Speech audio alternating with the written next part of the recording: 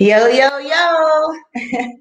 Happy Saturday. Welcome to Bring It in the House. This is the brand new talk entertainment show. It's 30 minutes long, just enough to give you that meal. Yes, we feature musicians, entertainers, artists, and leaders. We spotlight them and, give them that platform to share with us what they bring to the table each and every day. We're excited this week to have a fabulous young man out of Memphis, Tennessee. He prefers to go by the title as small business proprietor. Let's give a warm welcome to CL Maiden, better known as Goose. Hey, how you doing, folks? How's everybody doing? Millie, how are you doing today? I'm doing great. Thanks so much. It's a pleasure to have you. We're so great to have you on the show. And I'm very honored to be on we your go show. way Thank back, you. Memphis, Tennessee, Memphis 10. And now you're a big M10. time photographer, studio owner, man. That's awesome. Yeah. Well, I still prefer the term small So business I don't want to entrepreneur. spread it on too thick because I know you're kind of shy, right? A little bit, a little bit. And like I said, Yeah. I prefer that title. Like I said, small business entrepreneur because one time somebody just said, "Hey, you're the CEO of this," and I was kind of like, "No, I'm not the chief executive officer. I actually still have a real job that I have to go to, and I still work." So, for me, this is a real good passion. It's a good pastime. I do make, money on, doing this type of work, but I still do it for the art and I still do it just because I love it. Awesome. How long have you been in the business now? Ooh, I picked up my first camera, I want to say 1985, maybe 86. And when I did, I bought a really high end camera. And the truth be told, folks, I sucked. I was horrible. This is what happens when you don't read the directions. So I would go through Prepare, 36 rolls yes. of film. I'd go through 36 rolls of, And I that's go through okay. 36 frames of photos and I'd get them back from the store and I'd be like, what is this? There'd be lines in them, stuff be out Mhm. of focus, lighting was terrible. And I kept at it though. I kept at it and I kind of figured it out. And I did it for a long time. And then I just got out of it. I don't know. I just really wasn't happy just doing it because you really need a dark room to process all that stuff. So about 5 or 6 years ago, I went ahead and I jumped back in and it was a whole new world. It was all digital and things, so it was a whole new learning curve. Before you could do a lot of different stuff in Lightroom. I mean, before you would do a lot of stuff in a dark room. Well, now since it's all digital, you have to use Photoshop, Lightroom, Capture One. These are different photography editing programs. So it was a whole new curve for me. So I had to learn, and believe it or not, I picked it up little at a time. Plus, plus, I had the good fortune one of the guys on the fire department where I worked at, he worked for another fire department, but he just happened to be over at our station. And yeah, that's Hmm. me, folks. That black guy right there. That's the crew of guys that I work with. But at that time, another photographer linked me to another model because I was having problems getting models to work with, which is really difficult. So this model, he came in, his name was Roland, and he came with another guy and another girl, and I shot him that day with what he had on, and I can still use those photographs. This guy is phenomenal. So to make a long story short, we ended up having a good working friendship. So he would come in, and that's him right there. That just pops on your Wow. screen in the pink. And I've shot him numerous times on numerous shoots over the course of a couple of years. So what would happen is he would say, "Well, let's try this," and I'd look at him like he was crazy. So I would do it, and guess what happened? It would work. It would really come out looking really good. And then we just got into this whole thing where we do a lot of experimental shooting. We get some other models that would come in, or I'd get another model and they come in, and just a lot of good things would happen. That's some of my shadow work that I did with him. So a lot of black and white work, a lot of color work. Wow. Just it was It's really just awesome. it just really would work out. But without people like him and other photographers like my buddy Melvin over at Left Eye, for me to do what I do, they have helped tremendously through just, pushing me, and then, just giving me the opportunity to shoot differently. And even with commercial work that I do some commercial work for a couple of boutiques like the Mbazi House of Style. They are actually a brick and mortar, they're actually a brick and mortar store, but they also have an online store. So I've done work for them on multiple occasions. I just had a shoot for them just recently, a couple days ago, that I did here in the studio for some more stuff that goes in their catalog. I have a calendar shoot coming up for St. Jude's, which is St. Jude's Hospital, which you should know is one of the most famous hospitals in the world for children, and working on. So I have that coming up, and I have some other projects coming up, and I've got new lighting and just a lot of different things that are going to come in to my studio. Wow! Now, just to let you know, my studio is actually not that big. You have some studios that are huge. Mine is not that big, but I get a lot done in here. So I have new lighting. Like right now, I currently use 11 different lights in my studio for different things. I have some big 600-watt lights, some 200-watt lights, some high-powered LED lights. Like the light that's right here shining on this ugly mug, that is a LED light that's about this big, putting off all that light. The ambient light in the room has no effect on what you see on the screen. But as of right now, like I said, I get a lot of work done in here, and I just like to shoot when I can. And whenever I can, I just get out there and I try to find some subjects. And like when I was in Hawaii, I go out to Hawaii every year, and I shoot the landscape. I do a lot of street photography. I love to do street photography. Street photography is the best because it captures people. It captures people just being themselves when they're not looking. I did some shoots of the homeless in New York when I was out in Nevada, out in Hawaii. And it's amazing because, and I didn't send you any of those, but it's amazing because you see the world through their eyes. And you can sit here. I had this one incredible shot where a gentleman I was in New York, and I was across the street, and there was a McDonald's directly across the street from us. And he was sitting on a bench looking at the McDonald's. And it just made me realize that this homeless guy is just this far away from having something to eat. But it could be 100 miles away, because if you don't have any way to get that food. And that was a pretty powerful shot for me. And it just lets me know that, we're pretty blessed.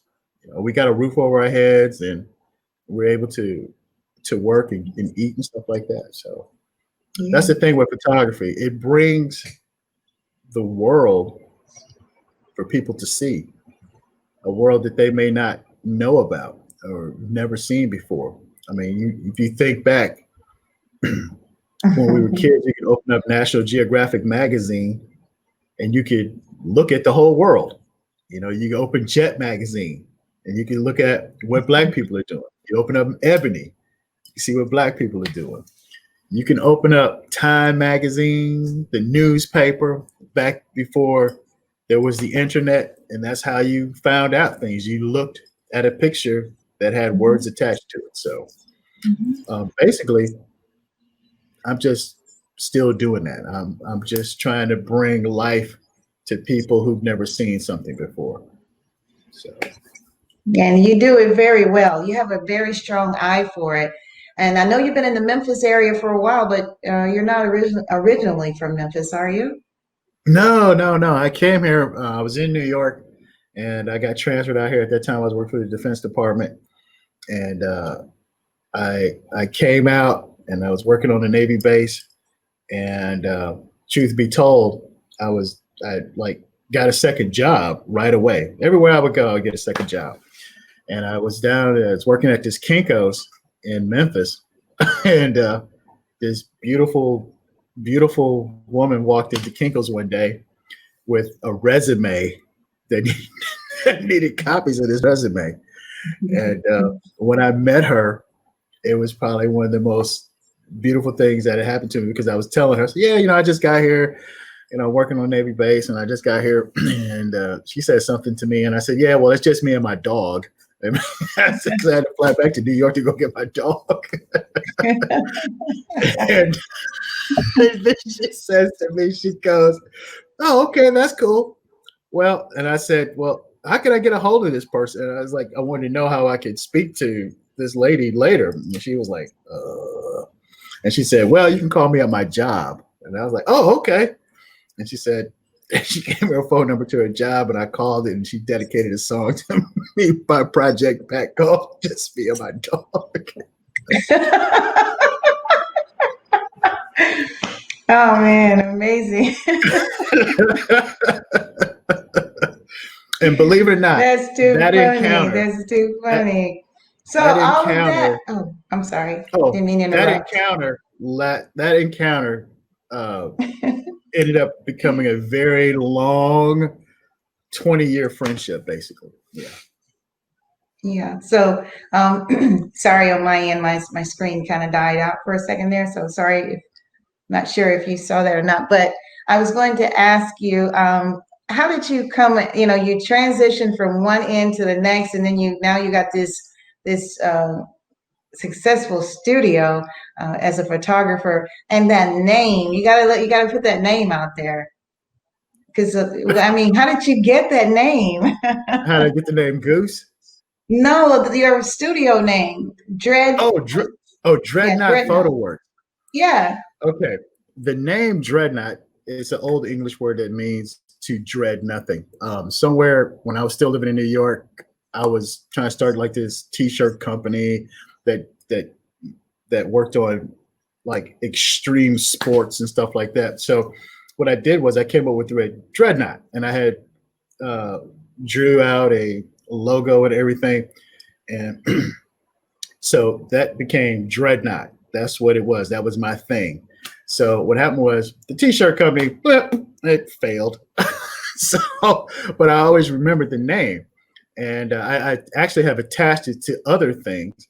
So when I started my photography business, I just called it Dreadnought Photo Works, and I spell works WERKZ, which is German for WORKS, works. So It works, yeah. I was just trying to be different. I wanted to have something that I felt nobody else was, that no one else was using that name.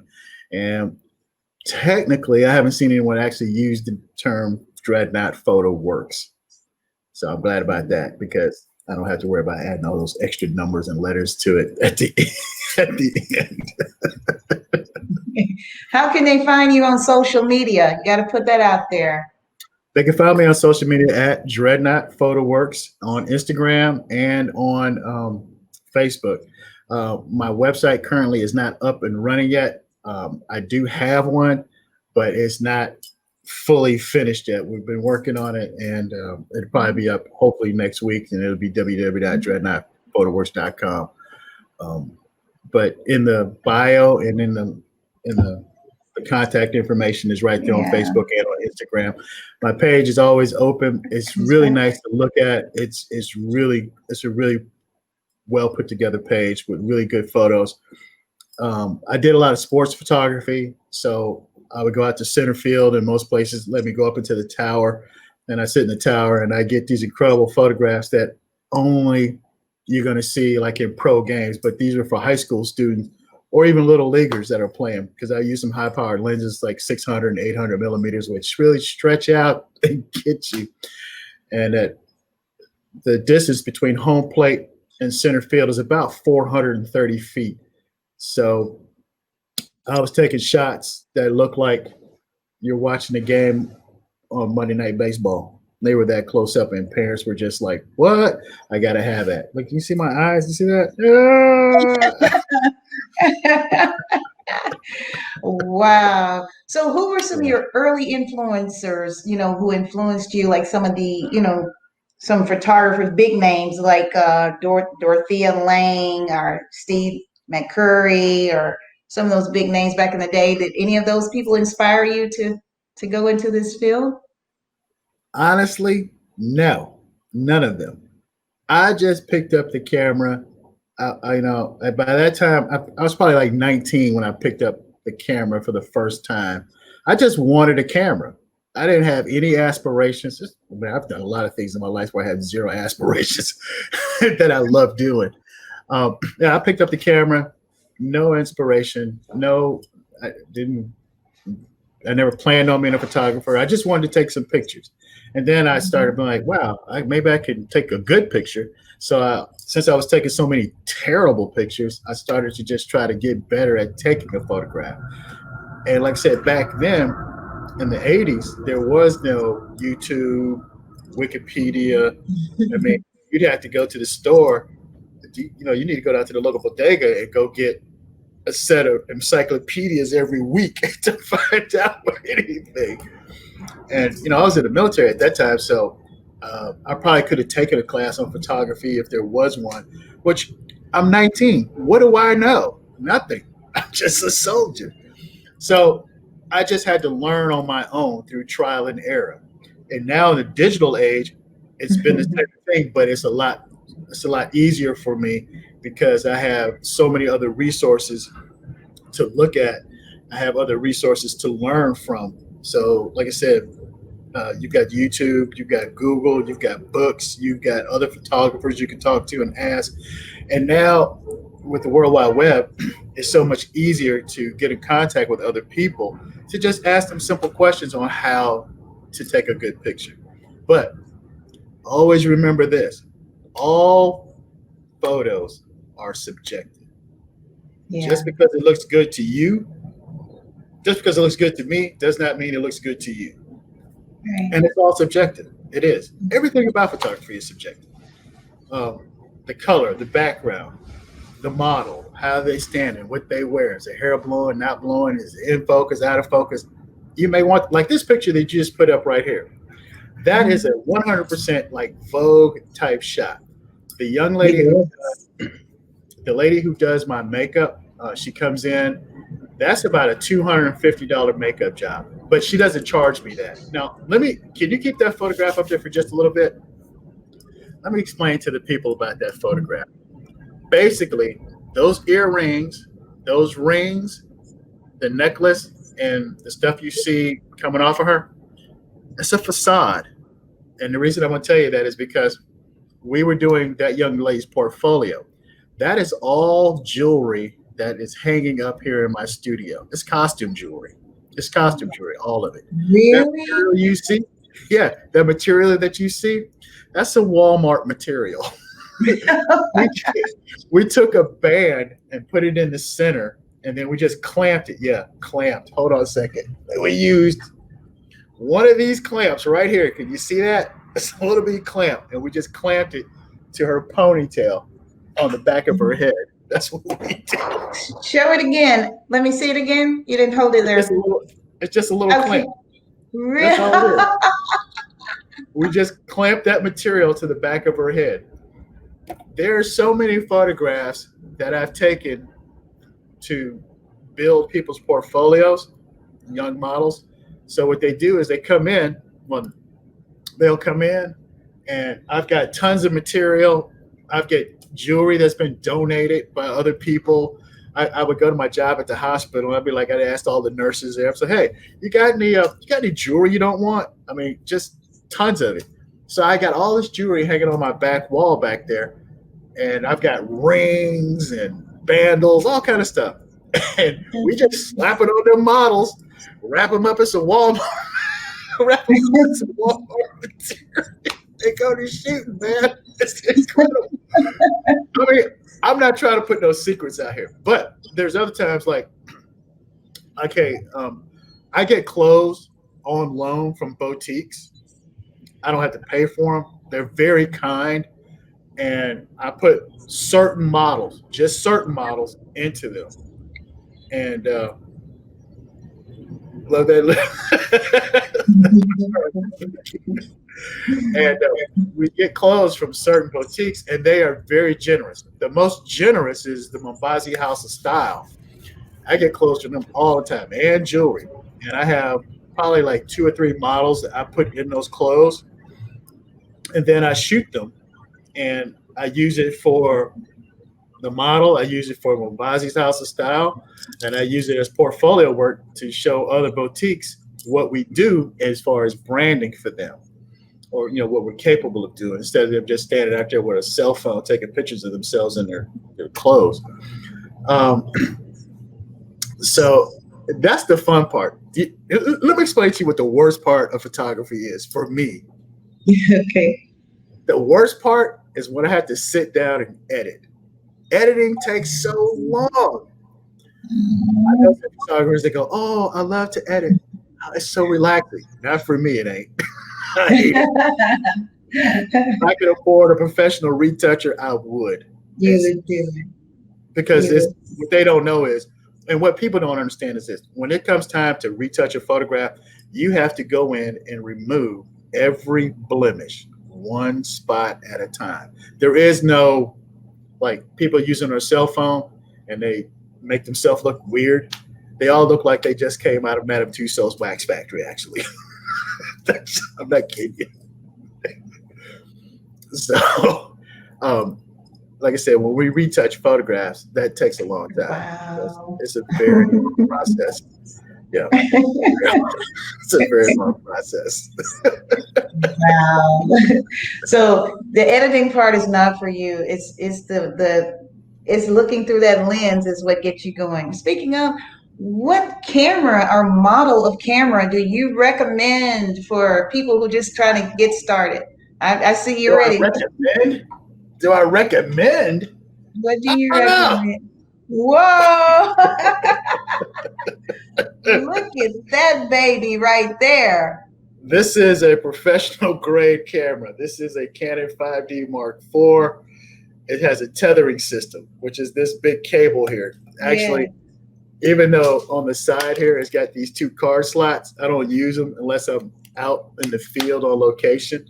But when I'm in the studio, this camera and this line are hooked up directly to the computer.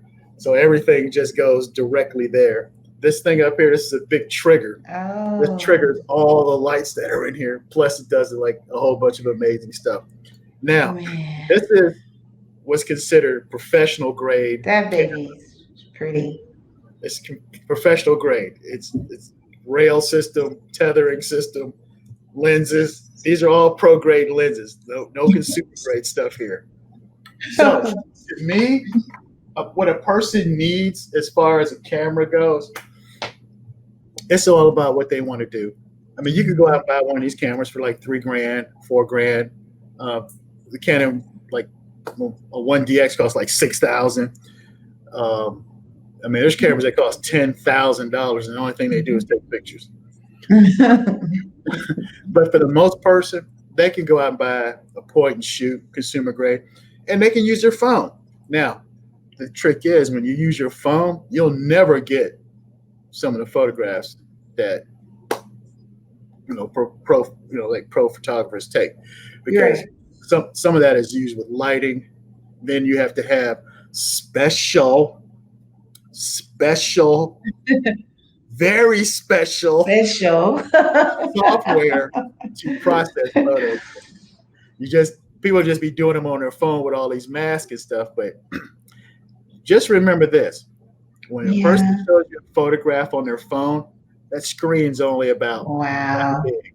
It's like 5 inches, right? 6 inches. The mark of a good photograph for any photographer is once it's printed out. Once it's printed out and it's put up on a wall, like I did a photo shoot maybe about 2 months ago, and the photograph was blown up into a 27 by 40 poster, which is huge. That's the same. That's a movie size poster. That's, when you go to the movies or you see those posters outside the theater, that photograph is that big, and it's crisp and it's clear. And it has to be, because if you take that picture with your phone, they're going to stretch it to 27 by 40, and it's going to be all pixelated. So people will be like, "Oh, I took this picture with my phone. It looks so good. It looks so great." That's because we're looking at it on a 5-inch screen. Yeah. But it looks like it the studio looks like in 27 by 40. That's big. Matter of fact, it's sitting in this box rolled up right over here. Right. And that's going to be used for another photo shoot. So, are you kidding me? Is it almost time? Is it up? Oh my God! That's like, you didn't even ask all the questions, did you? I didn't get to it, but we got 5 minutes before the show wraps up. Where are you located? Where are you located in Memphis? We got to let everybody know. My studio is located at 66 Flicker Street in Memphis, Tennessee. That's off of Union. That's right across the street from the old Memphis Fire Academy. Wow, man.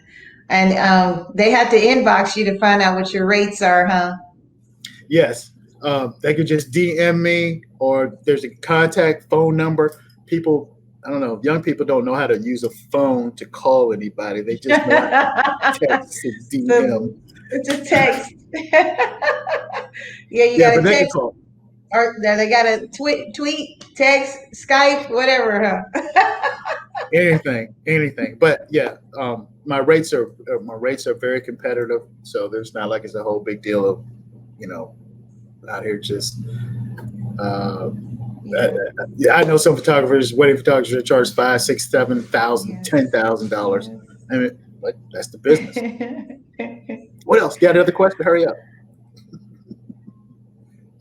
Yes, indeed. I'm waiting for another question. Yeah, well, there was like a little delay there, but I want our producer to put some more of your work up there if they got a chance to put it up there. So, that's of course, that's your selfie. Yep. I was thinking that day. That was from a recent maternity shoot I had done out in the park. That was very nice. That's a traditional clothes that she has, and she's Hispanic, and that was she glowed. She was glowing. Yes. Yeah, that's me. That's me doing Corona work. That's Roland. That's me doing some shadow work with him. Yeah. Roland again. That was some natural light work we had done several weeks back. That's a crew photograph from a couple of years ago that I set that up inside our bay. I put this big flag up behind us and everything. And yeah, my battalion chief was like, everybody just look at it. Amazing. Yeah. So, I mean, all I can say is experiencing a little bit delay. Yeah, those are wonderful pictures, man. I wanted to also ask you, are you a part of any like national photography organizations or anything? Or do you it's just all about you, you're not trying to get out there on a national scale. You just love what you do, right? Right. I don't belong to any national organizations right now. I might maybe one day, but right now it's still a hobby for me. I mean, I do make money behind it. And I think if I had to get out here and hustle to make a living as a photographer, it is very difficult. All markets are not the same. If I went to New York City, it'd be even tougher because there's tons of really good photographers there. So for right now, I'm good just doing it the way I do it. It just, I take photography like somebody that's an artist and just likes to draw. So. Yes. Well, you've been a great host. I mean, a great guest. I've had a busy week, but you've been a great guest on the show. We really enjoy you. Tell everybody again the name of your studio. You got to get it out there, and how they can get in contact with you. And before you say that, just want to say my sponsor, thank you so much, Ramil. Aesthetics by Ramil. Congratulations to my daughter. She got married last weekend. She is now Mrs. Paul Adam Maldonado. So they are love. Congratulations. But before I wrap it up, hey, Goose, I'm going to leave it with you. You're going to take us out of here. Let them know how they can find you. Thank you so much for being on Bring It in the House. Take it out. My name is CL Goose Maiden, and this is Dreadnought Photo Works. You can reach me right here at area code 901-218-2927, or you can stop by at 66 Flicker Street right here in Memphis off of Union. Hey, once again, Millie, I appreciate you. Thank you. Love you. Have a good night.